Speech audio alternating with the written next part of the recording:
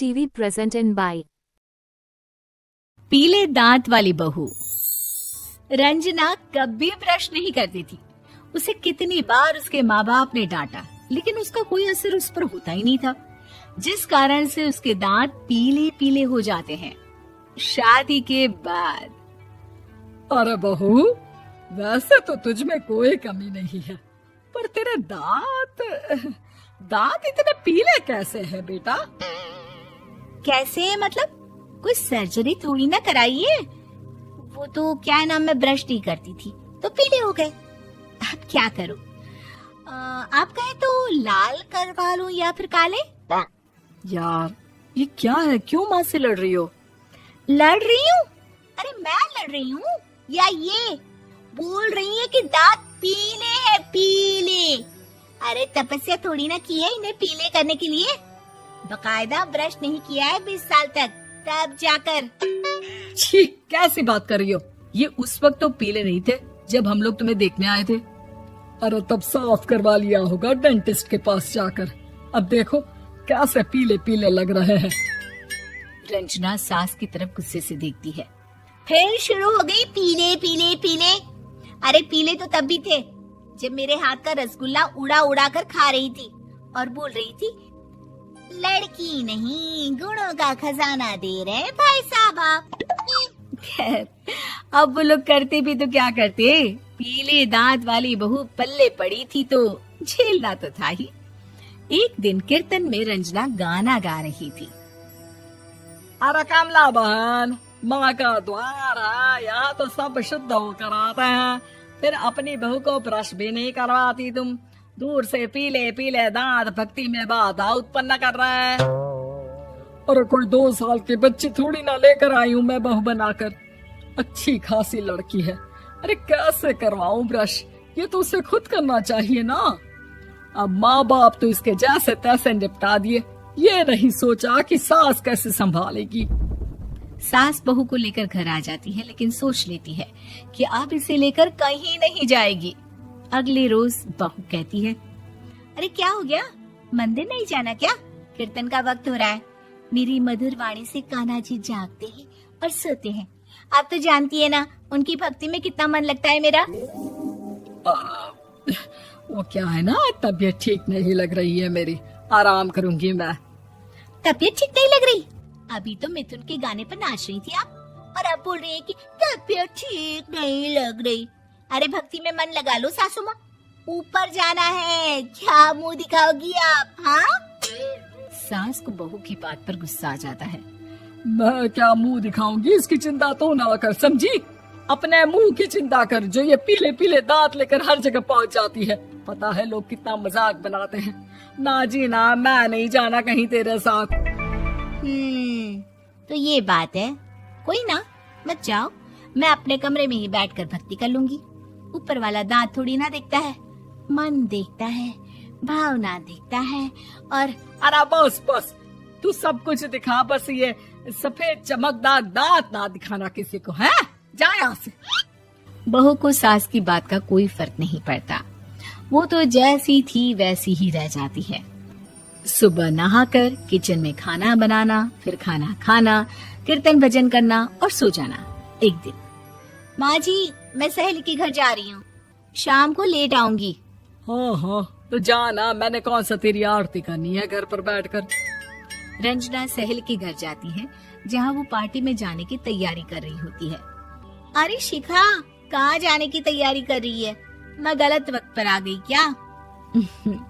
अरे नहीं यार, उल्टा सही वक्त पर आ गया। मैंने ये साड़ी और ज्वेलरी निकाली है यार, शाम को इनके ऑफिस की एक पार्टी में जाना है। बताना कैसा लग रहा है ये सब? नहीं यार, इस ड्रेस के साथ तो वो वाली ज्वेलरी अच्छी लगेगी। हाँ हाँ सही बोल रही है, मैंने ध्यान ही नहीं दिया। वैसे तो हमेशा से मस्त फैशन सेंस रखती है। तो बड़ा जाती होगी ना पति के साथ पार्टी में। रंजना कुछ नहीं बोलती, बस सोचती है कि यार काश ये बात सही हो जाती। पर मैं क्यों नहीं जाती पार्टी में? क्या इन लोगों की कोई पार्टी होती नहीं होगी? रंजना घर आती है और रात में पति से सवाल करती है, एक बात बताइए, आप मुझे किसी पार्टी में क्यों नहीं ले जाते? क्या आपकी यहाँ ऑफिस में पार्टी नहीं होती? पति बेचारा क्या कहता कि दांत पीले हैं तुम्हारे इसलिए।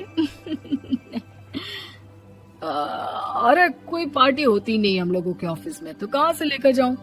और मार्केट, मॉल, कहीं वीकेंड घूमना, कहीं तो। अरे यार, सारे हफ्ते में एक छुट्टी मिलती है, तो सोचता हूँ कि आराम ही कर लूं। क्यों? रंजना मन मार के रह जाती है। पहले कभी सास के साथ मंदिर जाया करती थी, लेकिन वो भी सास ने ले जाना बंद कर दिया। घर बैठी बैठी रंजना बोर हो जाती है। तभी उसे आइडिया आता है और वो मायके जाने का सोचती है। सासू माँ, 2 दिनों के लिए मम्मी के घर जा रही हूँ। अच्छा अच्छा ठीक है, आराम से जा। और हाँ, माँ से कुछ अच्छी आदत सीख कर आना कि कैसे शरीर के हर भाग की तरह दांतों की सफाई भी जरूरी होती है, समझी? शुरू हो गई ना आप। वो लोग आपकी तरह नहीं है कि छोटी छोटी बात का बतंगड़ बना दे। उन लोगों के लिए मैं मायने रखती हूँ, ना कि मेरे पीले पीले दांत। रंजना माँ को बिना बताए उन लोगों को सरप्राइज देती है, लेकिन जैसे ही वो दरवाजे पर पहुंचती है, अंदर देखती है कि घर वाले कहीं जा रहे होते हैं। अब माँ, काश रंजना दीदी के दांतों वाली प्रॉब्लम नहीं होती, तो वो भी हम लोगों के साथ चलती ना बुआ जी की बेटी की शादी में। हाँ बेटा, लेकिन अब उसे कौन समझाए कि उसको उसके पीले दांत नहीं दिखते, लेकिन उसके आसपास के लोगों को कितना एम्बैरेसिंग फील कराते हैं। मुझे तो कितनी बार उसके स्कूल की टीचर ने शिकायत की कि उसके साथ कोई लड़की बैठना भी नहीं चाहती, और ना ही कॉलेज में कोई उससे बात करना चाहता था। लेकिन पता नहीं क्यों उसे ये बात समझ में ही नहीं आती। कोई कमी नहीं है उस लड़की में, बस यही कि दांत पीले हैं। वो तो भला हो जीजा जी और उनकी माँ का, जो दीदी को जैसी है वैसे ही रखा हुआ है। रंजना को अपने घर वालों की बात सुनकर बहुत दुख होता है। वो सोचती है कि वो क्या करे, लेकिन फिर वो सीधा डेंटिस्ट के पास जाती है, अपने दांत चमकाती है और कसम खाती है कि वो रोज ब्रश करेगी। अरे क्या हो गया? तुम तो 2 दिनों के लिए गई थी ना? पर कोई ना, अच्छा है, चलो आ गई तो। रंजना सास के सामने आकर खड़ी हो जाती है और पूरी स्माइल करती है, उसके चमकदार दांतों को दिखाती हुई। हैं? चले मंदिर। माँ, मुझे माफ कर दीजिए, मैंने आप लोगों को बहुत एम्बैरेसिंग फील करवाया। मैं आज से रोज ब्रश करूँ। एक शाम प्राची टीवी पर सीरियल देख रही होती है, तभी उसकी सास वहाँ आती है।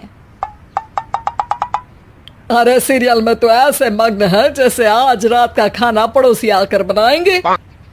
मुझे पता ही नहीं था आपने अपने बेटे की शादी पड़ोस में भी की हुई है। हैं?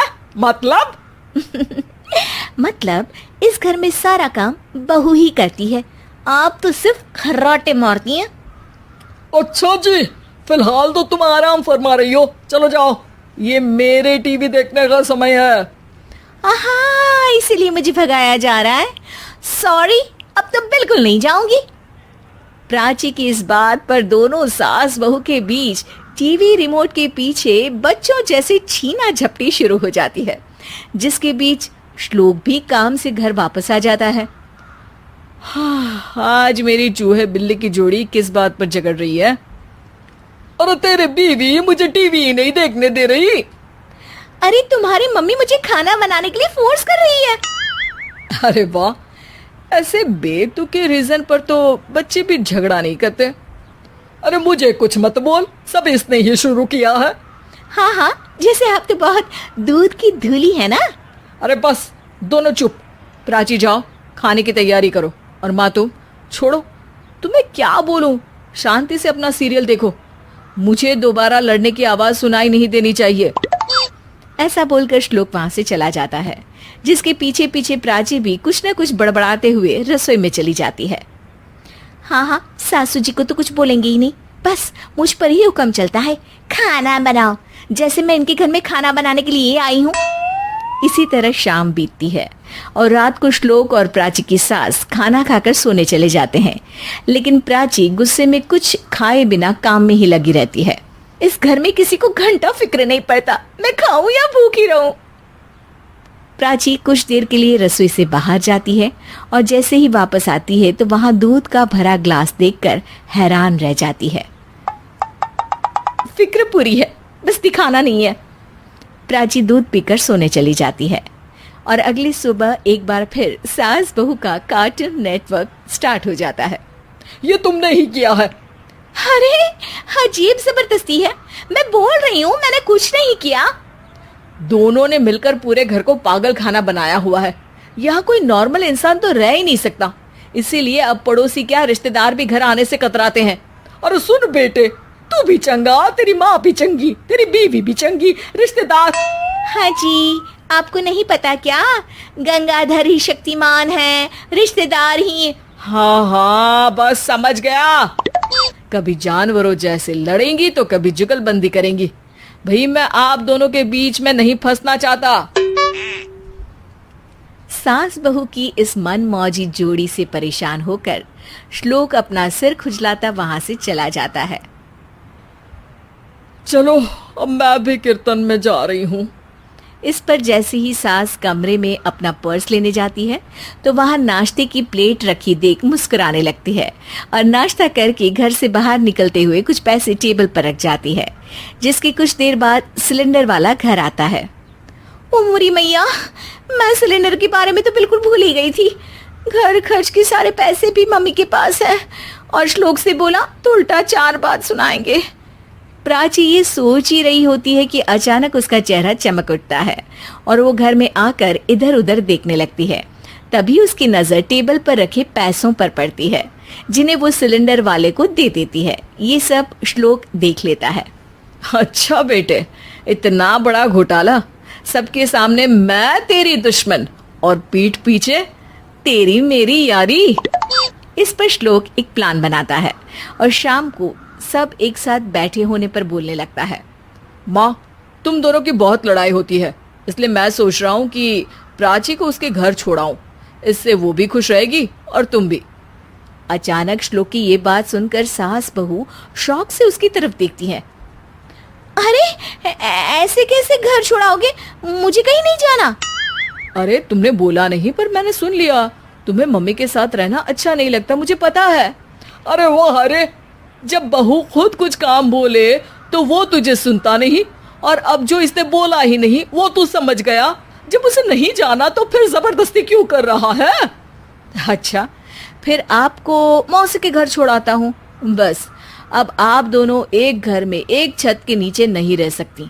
मैं इस टॉम एंड जेरी की जोड़ी को और नहीं झेल सकता। है? ऐसे कैसे नहीं रह सकते? तुम्हें इतनी दिक्कत है तो तुम्हारा बोरिया बिस्तर पैक कर देती हूँ, लेकिन मम्मी जी कहीं नहीं जाएंगी। बिल्कुल यही सुनना था मुझे। अगर दोनों में इतना ही प्यार है फिर हर वक्त ये लड़ाई का नाटक क्यों करती हो? देखा मैंने कैसे माँ किचन में दूध रखती है और तुम उनके लिए कमरे में नाश्ता रखती हो, और कैसे वो पहले ही तुम्हारी दिक्कत समझकर घर में पैसे रखकर बाहर जाती है। अरे भाई, इतना ड्रामा तो डेली सोप में भी नहीं होता जितना तुम दोनों ने इस घर में फैलाया हुआ है। तू हमें टॉम एंड जेरी बोलता है ना, तो याद कर वो दोनों भी एक दूसरे को बाहर वालों की बुरी नजर से बचाने के लिए हमेशा सबके सामने लड़ते थे, लेकिन अकेले में दिक्कत के समय मदद भी तो करते थे। बस हमारा रिश्ता भी कुछ ऐसा ही है। और वैसे भी अगर सास बहू में तू मैं नहीं होती तो दुनिया वालों को कहानियां कैसे मिलेंगी?